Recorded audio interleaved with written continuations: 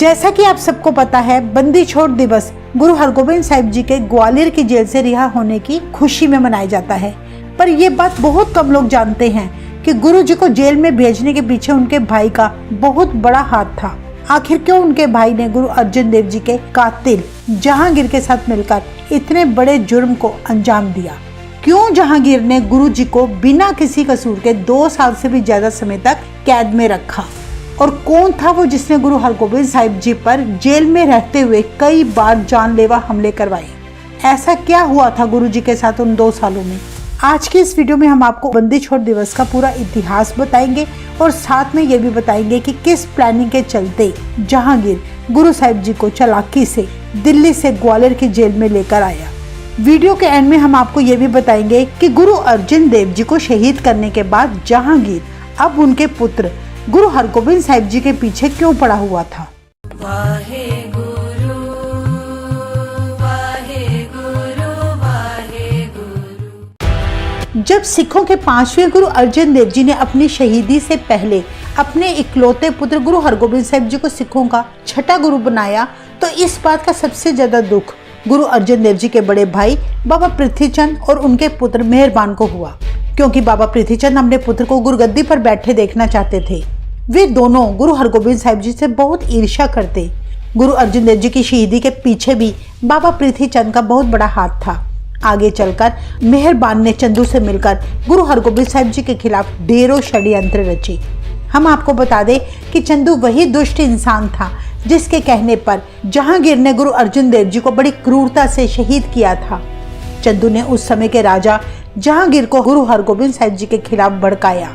उसने जहांगीर से कहा कि सिखों के 6ठे गुरु हरगोबिंद साहिब जी ने फकीरों का लिबास बदलकर बादशाहों वाली पोशाक पहन ली है। उसने दिल्ली के तख्त से भी ऊंचा अकाल तख्त बना लिया है, जिसके आगे 2 झंडे झूलते हैं। वो गुरु तख्त पर शहंशाह की तरह कलगी लगाकर शस्त्र सजाकर बड़ा सज धज के बैठता है। उसके सिर पर छत्र झूलता है। उसके सिख उसे चमर झुलाते हैं। वह गद्दी पर बैठकर हुक्म जारी करता है, लोगों के आपसी झगड़े निपटाता है। कई राजे भी उसके श्रद्धालु बन चुके हैं। लोग उसके पास ऐसे ऐसे नजराने पेश करते हैं जो आपके पास भी नहीं होंगे। उसके दरबार में कीर्तनीय बड़ी जोशीली वारें गाते हैं और सिखों में जंगी जोश भरते हैं। अब तो गुरु हरगोबिंद साहिब जी ने बहुत बड़ी फौज रख ली है, जिसमें ढेरों मुस्लिम भी शामिल हो रहे हैं। मुझे इस गुरु के इरादे नेक नहीं लगते, इसीलिए हे बादशाह, उसे रोकने के लिए कड़े से कड़े यत्न करने होंगे, नहीं तो आने वाले समय में वो कोई नई सिरदर्दी न पैदा कर दे। इस तरह चंदू ने बढ़ चढ़कर गुरु हरगोबिंद साहिब जी के बारे में जहांगीर को बड़ा भड़काया। ऐसी बातें सुनकर जहांगीर गुस्से में लाल पीला हो गया। जहांगीर एक बहुत कट्टर राजा था जो पूरे भारत को मुस्लिम बनाना चाहता था। इसी उद्देश्य को पूरा करने के लिए उसने सबसे पहले गुरु अर्जन देव जी को शहीद किया। अब वो गुरु अर्जन देव जी के पुत्र यानी 6ठे गुरु हरगोबिंद साहिब जी को भी अपने रास्ते से हटाना चाहता था। यहाँ गौर करने वाली बात है, चाहे चंदू और मेहरबान ने जहांगीर को भड़काया, पर असल में जहांगीर बहुत पहले से ही सिख गुरुओं का वैरी हो चुका था।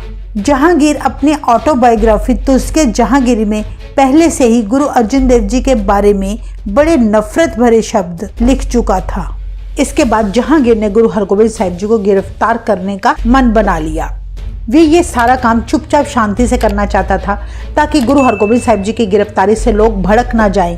उसने लाहौर के गवर्नर मुर्तजा खां को तब हुक्म भेजा कि मेरी गुरु हरगोबिंद साहिब जी से मुलाकात का प्रबंध किया जाए। मुर्तजा खां ने जहांगीर के 2 बड़े अफसर वजीर खां और गुंचा बेग की ड्यूटी लगा दी, जो जहांगीर के अफसर होने के साथ साथ गुरु हरगोबिंद साहिब जी के श्रद्धालु भी थे। मुर्तजा खां ने उन दोनों अफसरों से कहा, तुम गुरु हरगोबिंद साहिब जी को दिल्ली लेकर आओ, बादशाह जहांगीर उनसे मिलना चाहते हैं। मुर्तजा खां ने उन दोनों को आश्वासन दिया कि जहांगीर ने गुरु जी के साथ केवल धार्मिक विचार आदान प्रदान करने हैं। गुरु जी की हिफाजत का पूरा ध्यान रखा जाएगा, उनका बाल भी बांका नहीं होगा। तब वजीर खां और गुंचा बेग ने अमृतसर आकर गुरु हरगोबिंद साहिब जी को मुर्तजा की ये सारी बात बताई और उनसे दिल्ली चलने की विनती की। गुरु जी ने तब भाई गुरदास जी, बाबा बुड्ढा जी और कुछ खास सिखों के साथ दिल्ली जाने के बारे में विचार किया। ऐसी बात सुनकर उन्हें गुरु अर्जन देव जी का समय याद आ गया।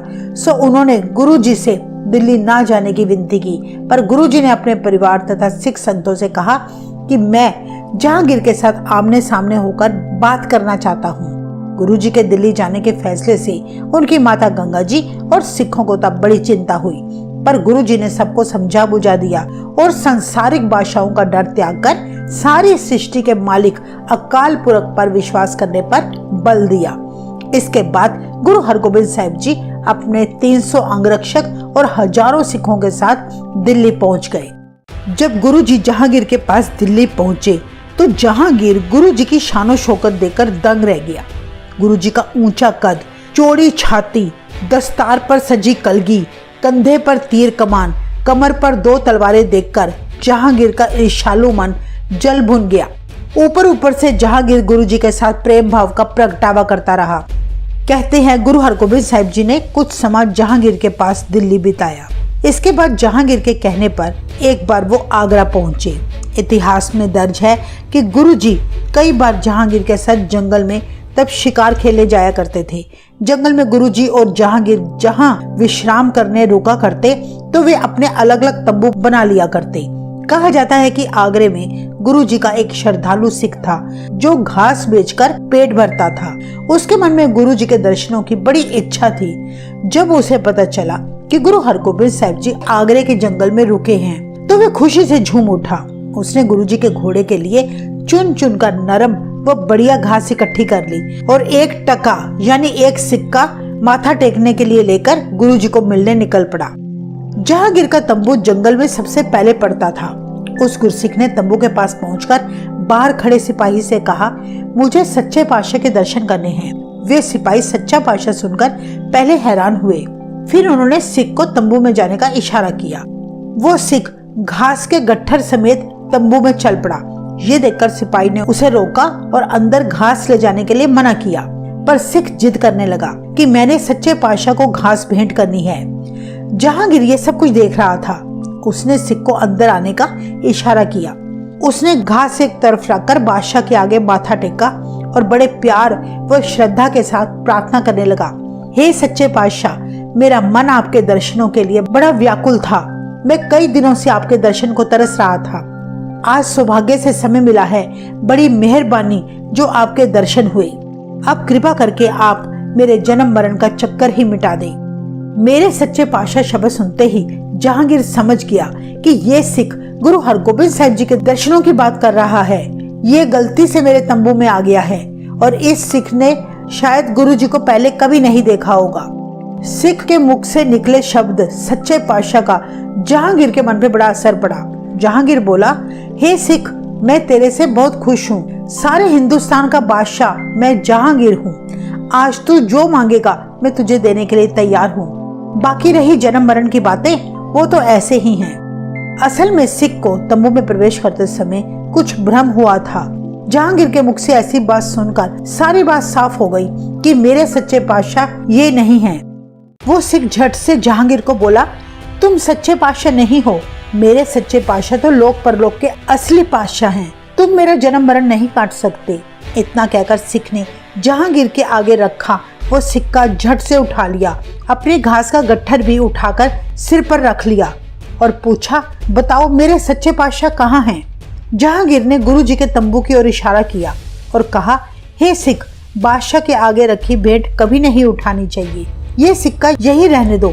मैं तुम्हें इस भेंट के बदले ढेर सा धन दूंगा। पर उस सिख ने एक न सुनी और अपना सिक्का उठाकर गुरुजी के तंबू में चला गया। उसने गुरुजी के आगे घास का गट्ठर रखा और सिक्का भेंट करके माथा टेका। गुरुजी का नूरानी चेहरा देखकर वो बड़ा खुश हुआ। विनती करते हुए बोला, हे सच्चे पातशाह, आपने मुझे माया के चक्कर से आज बचा लिया। कृपा करके आप मेरा जन्म मरण का चक्कर ही मिटा दें। हे महाराज, काम क्रोध जैसे विकारों से मेरी रक्षा करके मुझे नाम की दात बख्शे। गुरु हरगोबिंद साहिब जी उस सिख का प्रेम, श्रद्धा और गरीबी में भी सब्र संतोष देखकर बड़े खुश हुए और वचन किया, हे गुरसिख, तू गुरु की राह पर चलता है। निरंकार तेरी हर इच्छा पूरी करेंगे। ये सारी बातें तंबू के बाहर खड़ा जहांगीर सुन रहा था। वह समझ गया कि सभी लोग गुरु हरगोबिंद साहिब जी को आखिर सच्चा पातशाह क्यों कहते हैं। इस घटना के कुछ दिनों के बाद गुरुजी जहांगीर के साथ राजस्थान के धौलपुर पहुंचे। उस गांव के मुखिया ने तब जहांगीर को आकर बताया कि उनके गांव में एक खूंखार शेर ने बड़ा आतंक मचा रखा है। सो हे बादशाह, आप कृपा करके हमें इस शेर से बचाएं। कहते हैं कि जहांगीर के शैतानी दिमाग ने तब सोचा कि क्यों ना मैं इस शेर को पकड़कर गुरुजी के ऊपर छोड़ दूं। गुरुजी को खत्म करने का ये बहुत बढ़िया मौका है। जब जहांगीर अपने सैनिकों के साथ शेर की तलाश करने गया, तभी शेर अचानक जहांगीर की ओर झपटा। जहांगीर और उसके सिपाहियों ने बड़ी तेजी से कई तीर शेर पर चलाए, पर उस खूंखार शेर को कोई न मार सका। गुस्से में पागल हुआ शेर जहांगीर की ओर बढ़ने लगा। ये देखकर भयभीत जहांगीर मदद के लिए चिल्लाया। कहते हैं तब उसी पल गुरु हरगोबिंद साहिब जी अपने घोड़े से कूद पड़े। जहांगीर और शेर के बीच खड़े होकर शेर को बोले, हे काले यमन, पहले तो मुझ पर वार कर, कहीं तेरे मन की इच्छा बाकी न रह जाए। अंतर्यामी गुरुजी असल में जान चुके थे कि ये शेर द्वापर युग में श्री कृष्ण जी के समय का एक राजा था, जो अपने बुरे कर्मों के कारण शेर की जूनी में पड़ा था। गुरुजी ने उसे कहा कि पहले तो मुझ पर वार कर। कहते हैं जैसे ही शेर गुरुजी पर दहाड़ा, गुरुजी ने अपनी पूरी ताकत से उस पर हमला किया और तलवार के एक ही वार से उस शेर के 2 टुकड़े करके उसे खत्म कर दिया। इस तरह जहांगीर का गुरुजी को मारने का ये मौका तो विफल साबित हो गया, जबकि गुरुजी ने शेर को मारकर जहांगीर की जान बचाई। आज राजस्थान के इसी स्थान पर गुरु हरगोबिंद साहिब जी की याद में गुरुद्वारा शेर शिकार साहिब सुशोभित है। जहांगीर ने गुरुजी का शुक्रिया करते हुए तब कहा, अगर आप आज यहाँ ना होते तो मैंने अल्लाह को प्यारे हो जाना था। चाहे गुरुजी ने जहांगीर को जीवन दान दिया, पर जहांगीर हर हालत में गुरुजी को कैद करना चाहता था। वे अपने लक्ष्य की प्राप्ति के लिए कोशिश करता रहा। गुरुजी को शक न हो, इसलिए उसने मित्रता का झूठा दिखावा किया। पर इस घटना के बाद गुरुजी और जहांगीर के बीच मित्रता होती देख चंदू बुरी तरह से घबरा गया कि कहीं गुरु अर्जन देव जी को शहीद करने के लिए उसने जो जहांगीर के कान भरे थे उसकी पोल ना खुल जाए। कहीं गुनाहगार जानकर जहांगीर मुझे मरवा ही ना दे या गुरुजी को ही ना सौंप दे। इसलिए वो हर हालत में गुरुजी और जहांगीर की मित्रता को खत्म करना चाहता था। उन्हीं दिनों जहांगीर अचानक बड़ा बीमार हो गया। बड़े हकीमों ने उसका इलाज किया, पर उसकी हालत दिनों दिन बिगड़ती गई। चंदू को एक मौका मिला। उसने एक षड्यंत्र रचा। किसी पंडित को धन देकर उसने उस पंडित को अपनी तरफ कर लिया। पंडित ने चंदू के कहने पर जहांगीर को आकर कहा कि तुम्हारे ऊपर 5 साल से साड़ सती चल रही है। इससे बचने का सिर्फ एक ही हल है। अगर कोई बहुत बड़ा महापुरुष तुम्हारे लिए 40 दिन ग्वालियर के किले में एकांत में बैठकर तप करेगा, तभी तुम ठीक हो सकते हो। जहांगीर ने पूछा, ऐसा तपस्वी भला कौन हो सकता है जो हमारे लिए तप करे? चंदू इसी मौके की तलाश में था। चंदू फट से बोला, महाराज, गुरु हरगोबिंद साहिब जी सबसे बड़े तपस्वी हैं। उनसे बड़ा संत तो कोई और हो ही नहीं सकता। ऐसा सुनकर जहांगीर को बड़ी तसल्ली हुई। उसने गुरुजी को सारी बात बताई। अंतर्यामी गुरुजी सब जानते थे कि जहांगीर किसी भी तरह हमें कैद करना चाहता है। गुरुजी सब जानते हुए भी ग्वालियर जाने के लिए राजी हो गई। जहांगीर की गुरुजी को ग्वालियर तक पहुंचाने की बड़ी सोची समझी साजिश थी, जिसके तहत पहले गुरुजी को उसने दिल्ली बुलाया, जैसा कि आप मैप में देख सकते हैं। फिर वो गुरुजी को आगरा ले गया। इसके बाद राजस्थान के धौलपुर ले आया। वहां से उसने अपनी बीमारी का बहाना बनाकर गुरुजी को ग्वालियर में पहुंचाकर नजरबंद करवा दिया और खुद वापस दिल्ली आ गया।